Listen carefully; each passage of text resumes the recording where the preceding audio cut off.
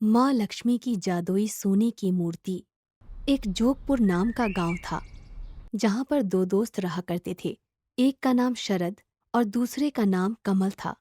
शरद एक साधारण श्रेणी के परिवार से था, वहीं कमल एक गरीब परिवार से था।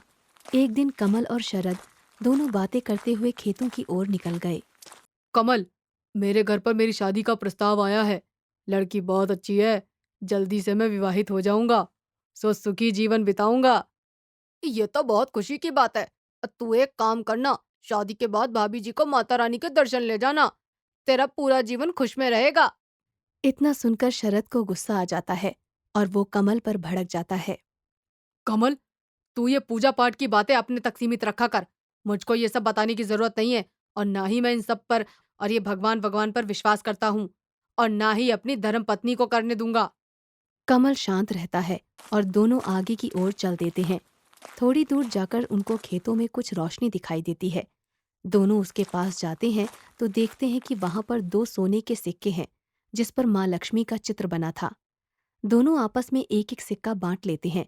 कमल, मैं इस सिक्के को बेचकर अपनी सारी जरूरतों को पूरा करूंगा, जिससे मैं अपनी धर्म पत्नी को और खुश रख सकूं और बहुत खुशी के साथ अपना जीवन व्यतीत करूं। मुझको तो ये माँ लक्ष्मी की कृपा से मिला है, और इस पर तो माँ लक्ष्मी का चित्र भी विराजमान है। और इस चमकते हुए सिक्के को पाकर मुझको ऐसा लग रहा है मानो माँ लक्ष्मी की कृपा मुझ पर हो गई है। मैं इस सिक्के की पूजा करूंगा और हमेशा अपने पास रखूंगा। तू और तेरी माँ लक्ष्मी, तू हमेशा पागल ही रहेगा। दिमाग का कभी इस्तेमाल मत करियो। ऐसा कहकर शरद वहां से चला जाता है और कमल जय माँ लक्ष्मी बोलकर अपने घर की ओर चला जाता है। कुछ दिनों बाद कमल और शरद की मुलाकात कमल की दुकान पर होती है। कमल, तू अभी भी यहाँ पर काम कर रहा है। तू उस सिक्के को बेचकर कुछ नया काम क्यों नहीं शुरू करता? तू क्यों ऐसी जिंदगी बिता रहा है? तेरे पास सोने का सिक्का है, उसको बेच दे। मैं यहीं ठीक हूँ। माँ लक्ष्मी सब ठीक करेंगी। मैंने उस सिक्के की पूजा शुरू कर दी है। आज मैं पूरे परिवार के साथ माँ लक्ष्मी की आराधना करूंगा। तू हमेशा पागल का पागल ही रहेगा और जीवन में कभी सफल नहीं होगा। मुझको देख, मैंने उस सिक्के को बेचकर नया काम शुरू किया है, और अब मैं अच्छे से ठाट बाट से रहता हूँ। ऐसा कहकर शरद वहां से चला जाता है और कमल अपनी श्रद्धा पर पूर्ण विश्वास से भक्ति करता है। दिवाली का दिन नजदीक आ रहा था और माँ लक्ष्मी के पूजन के लिए सामग्री का सामान लेने के लिए पैसों को जोड़ने लगा। माँ, परसों दिवाली है, तुम घर की सफाई कर देना अच्छे से। मैं घर सजाने के लिए दीपक लाता हूँ और माँ लक्ष्मी के लिए मिष्ठान और पूजा सामग्री लेकर आता हूँ। इस बार हम माँ लक्ष्मी की कृपा से मिले सोने के सिक्के की पूजा करेंगे। अब बेटा, मगर हमारे पास तो इतने पैसे भी नहीं हैं। हम पूजा कहाँ से करेंगे? इतने पैसे कहाँ से लाएंगे? मेरी तो कुछ समझ नहीं आ रहा है। माँ, तुम चिंता क्यों कर रही हो? सब व्यवस्था कर दी है मैंने। तुम बस माँ लक्ष्मी पर छोड़ दो। अब जैसी सेवा माँ लक्ष्मी चाहेंगी वैसी ही होगी। ऐसा कहकर कमल सामान लेने चला जाता है। दिवाली का दिन था। कमल और उसकी माँ दोनों माता लक्ष्मी को हाथ जोड़कर नमस्कार करते हैं। तभी कमल की सच्ची भक्ति और भावना देखकर स्वयं माँ लक्ष्मी उस सिक्के से वहां प्रकट हो जाती हैं और कहती हैं, बेटा कमल, तूने मेरे द्वारा दिए गए इस सिक्के को बहुत संभाल कर रखा है और उसकी पूजा करी है। मैं तुम्हारी इस श्रद्धा से बहुत प्रसन्न हूँ। बताओ, तुम क्या मांगना चाहते हो? हे माँ लक्ष्मी, मेरा आपके दर्शन मात्र से ही जीवन सफल हो गया है। अब मुझे कुछ भी नहीं चाहिए। जय माँ लक्ष्मी। मैं तुम्हारे इस सत्यनिष्ठ, शांत मन और तुम्हारी अच्छाइयों को देखते हुए इस सोने के सिक्के को मेरे रूप में परिवर्तित करके एक जादुई सोने की मूर्ति में परिवर्तित करती हूँ। तुम इस जादुई सोने की मूर्ति की पूजा करना और जब भी तुम्हारे पास कोई दुखी व्यक्ति आए तो तुम उसकी मदद करना, और जब भी तुमको मेरी जरूरत पड़े तो तुम इस सोने की मूर्ति के सामने घी का दीपक जलाकर मेरा आह्वान करना। मेरा आशीर्वाद हमेशा तुम्हारे साथ है। ऐसा कहकर माँ लक्ष्मी अंतर्ध्यान हो जाती हैं। कमल माँ लक्ष्मी की इतनी बड़ी मूर्ति देखकर और माँ लक्ष्मी की पूजा में लग जाता है।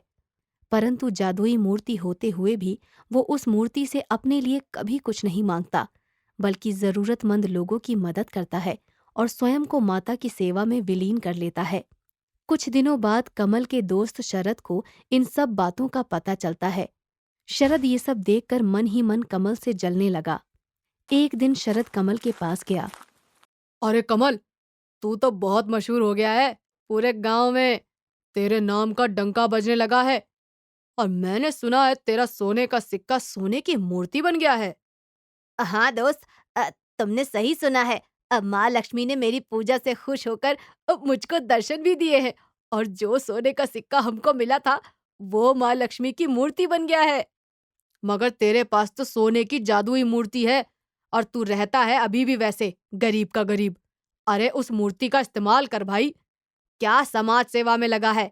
खैर, तुझे कौन समझाए, तू और तेरी माँ लक्ष्मी। माता लक्ष्मी सब ठीक करेंगी शरद। आज तक मुझे किसी चीज की कोई कमी महसूस नहीं हुई है, तो भला मैं उनसे क्या मांगू। मैं तो उनके दर्शन मात्र से ही धन्य हो गया हूँ। अब मुझे और कुछ नहीं चाहिए। जय माँ लक्ष्मी।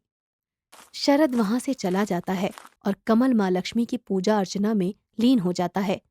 देखते ही देखते कमल बहुत अमीर इंसान बन जाता है और शरद कमल की तरक्की से उससे ईर्ष्या करने लगता है। इसलिए वो मंदिर से मूर्ति चुराने की सोचता है।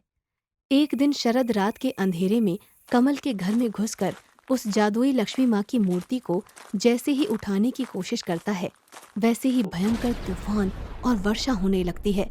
शरद डर के मारे भागने लगता है। ओ बचाओ, और कोई है? अरे मुझे माफ कर दो। हे माँ, मुझे माफ कर दो, मुझसे गलती हो गई, मैंने लालच किया। अब मुझे छोड़ दो, मुझे माफ कर दो माँ, माफ कर दो मुझे। शरद चिल्ला ही रहा होता है कि उस मूर्ति से एक तेज रोशनी निकलती है और शरद वहीं बेहोश हो जाता है। अगले दिन कमल हर सुबह की तरह अपने घर के मंदिर में जाता है और जो देखता है उसे देखकर जोर जोर से रोने लगता है।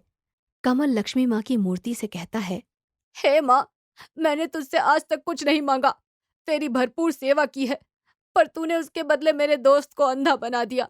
ऐसी क्या कमी रह गई थी मेरी पूजा में? हे माँ, तुझे मेरे दोस्त को ठीक करना होगा, वरना मैं यहाँ से जा रहा हूँ, अभी इसी वक्त। ऐसा कहकर जैसे ही कमल अपने घर से बाहर जाने वाला होता है, शरद रोते हुए उसे रोक कर कहता है, मुझे माफ कर दे दोस्त, तू मुझे इतना प्यार और सम्मान देता है। मैं तो धन्य हूँ मेरे भाई, और मेरा ये हाल मेरे लालच के कारण हुआ है। तुझे कहीं जाने की जरूरत नहीं है। आज से मैं भी यहीं तेरे साथ बैठकर सबकी सेवा करूंगा। अब मैं खुद देवी माँ को मनाऊंगा और अपने हिस्से का पश्चाताप करूंगा। जय माँ लक्ष्मी। और उस दिन से दोनों मिलकर जादुई सोने की लक्ष्मी माँ की मूर्ति की पूजा अर्चना करते हैं। अगर आपको ये कहानी अच्छी लगी हो तो कमेंट बॉक्स में जय माँ लक्ष्मी जरूर लिखें।